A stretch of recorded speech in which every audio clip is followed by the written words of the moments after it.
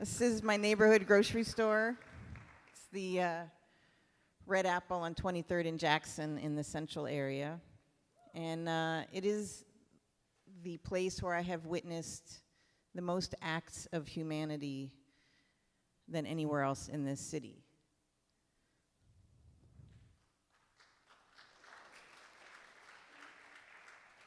Within the year, it'll be gone. Vulcan has purchased the property and has plans for a couple of apartment buildings there. So as a documentary filmmaker and oral historian, I decided to start recording stories with the people who work and shop at the Red Apple. I've been shopping there for 11 years, and usually it feels a lot more like a community center than a grocery store. So I want to share some little nuggets with you from some of the stories that I've been recording there. All the friends I grew up with that lived in the neighborhood don't live there anymore. Since everyone's gone, there's nobody there, so I just mostly see people at the Red Apple grocery store. That store is community. You know it because it's just like going to school. You see everybody there that you basically know. It's the place where at 10 o'clock at night, if you're out of milk, that's where you're gonna go. It's the first place where I would allow my kids to walk to. Her son, like you said, is autistic, so he has a hard time with a lot of stuff, you know. But for some reason, he likes pies, and he likes pumpkin pie, you know.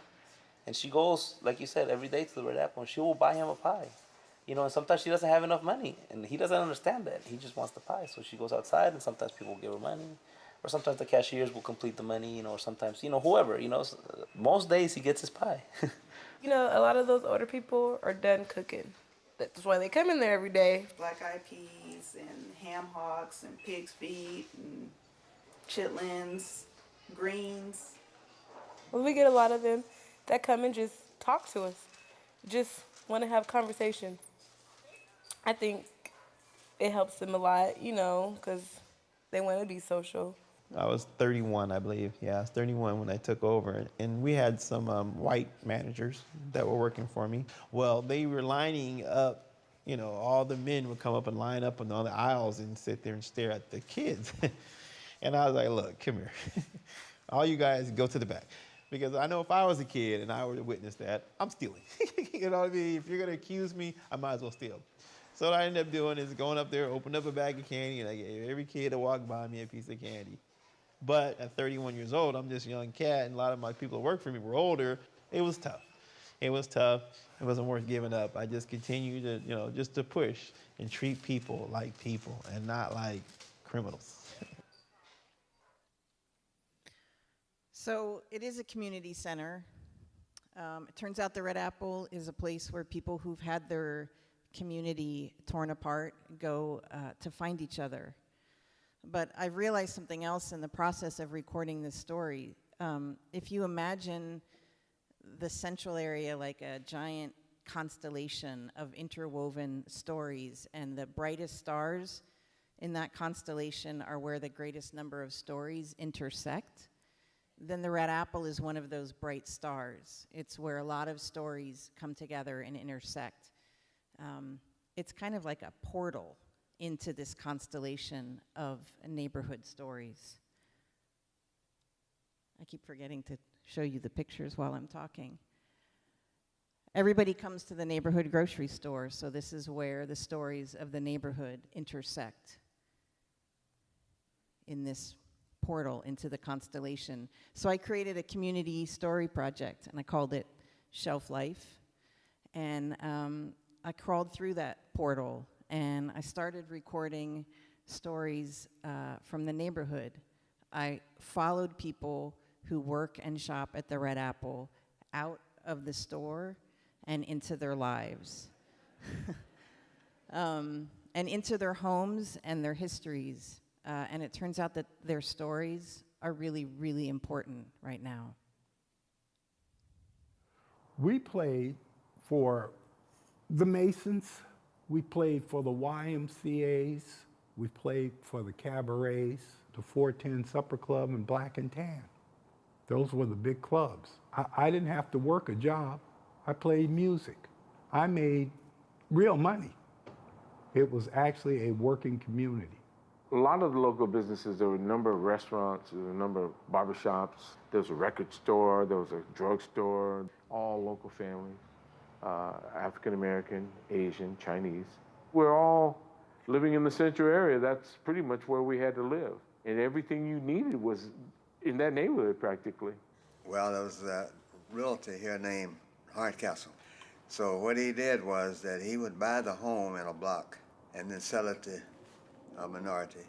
They go next door and tell the neighbor next door, says, your value of your house is going to decrease because the black person just moved in next door. So naturally they would sell. And they call it blockbuster. Just 111. Just pretty soon we had that whole central area.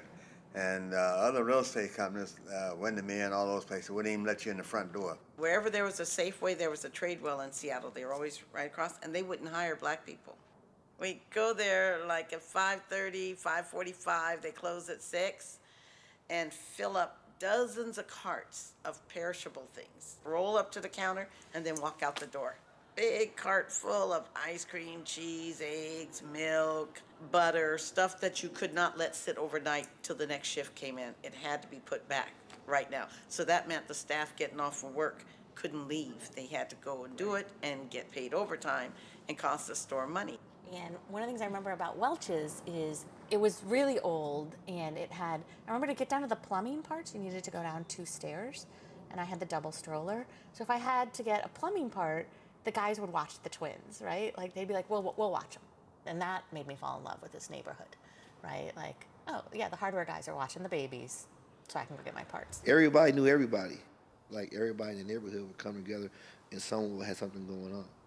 It was nothing for our family to throw a barbecue on a weekend to where, you know, the whole neighborhood would eventually be there. If it weren't for the fact that I grew up in this neighborhood, in this community, I don't think I would be the person I am today. It taught me most of everything in terms of my values and how I relate to people. I wouldn't trade it for the world. So these stories are important because it turns out that the people who built the central area over the last 7 or 8 decades did so despite tremendous obstacles, right? Redlining, job discrimination, predatory lending, inadequate infrastructure, the daily violence of racism. These were families that had had their lives uprooted by World War II internment. These were families that had had their lives uprooted by the necessity to flee Jim Crow South. And despite all that, they managed to build and create a interdependent, self-sufficient, multiracial, tenacious, innovative neighborhood. And I think we could learn a lot from that. I think that this city could learn a lot from that.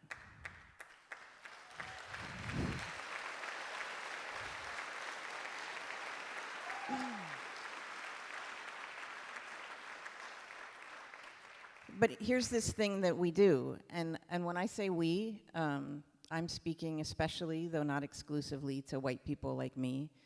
I think we often don't see or recognize community when it's right in front of us. And we tend to say, well, when I got here, there was nothing here. And that's what's happening to the Red Apple. Nobody looks at the Red Apple for the first time and says, oh, that's a community anchor that's keeping people alive. But it is. It is keeping people alive. And it's also a microcosm for the neighborhood, a community that for decades has kept people together and kept them alive. So when we remain ignorant of the central area's stories and histories, while simultaneously making it really hard for the people who built it to stay there, that's us again saying, there was nothing here. But the stories prove us wrong. The stories are demonstrating that there's a lot there. And they're not just proving that there's a lot there, but I think that these stories could teach us how to grow a city with room enough for everyone. Thank you.